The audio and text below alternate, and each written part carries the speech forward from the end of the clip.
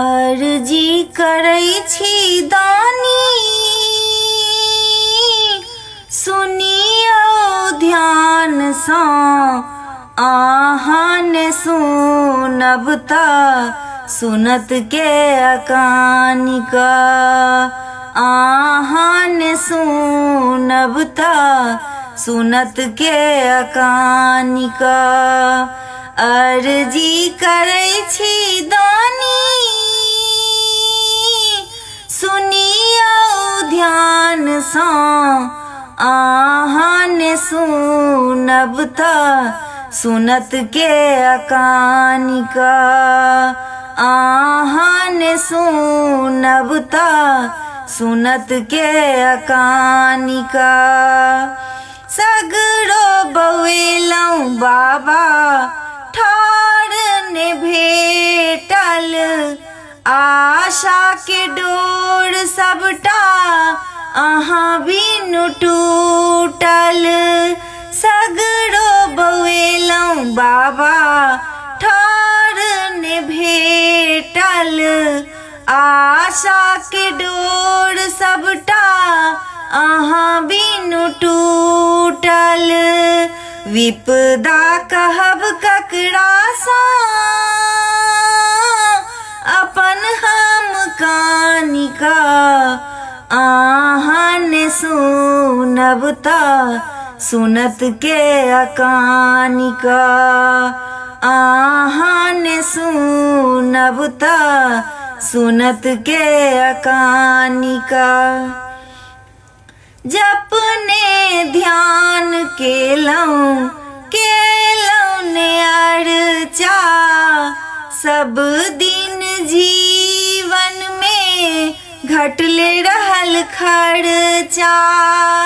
जपने ध्यान केलौं ने अर्चा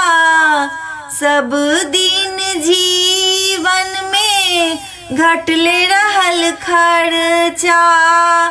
पैंचो उधार कियो ने दिया निर्धन जानिका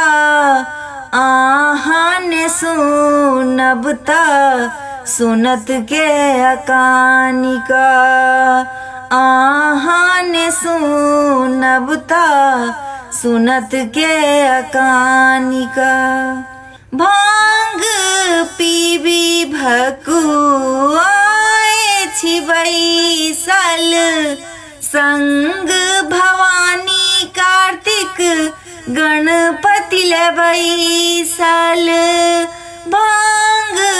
पीबी भकुआए छी बैसल संग भवानी कार्तिक गणपति ले बैसल किया मुँह फेरी लेलौं भव सिंधु आनिका आहान सुनब त सुनत के अकानिका आहान सुनब त सुनत के अकानिका भस्म रमने तांडव नृत्य करै छी भूत पिशाचक संग आहाँ नचै छी भस्म रमने तांडव नृत्य करै छी भूत पिशाचक संग आहाँ नचै छी अमर चरण शरणागत किए रूसल छी जानिका आहान सुनब त सुनत के अकानिका आहान सुनब त सुनत के अकानिका अर्जी करै छी दानी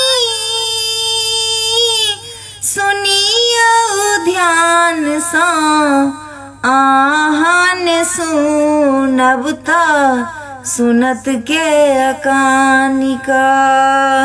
आहान सुनबता सुनत के अकानिका आहान सुनबता सुनत के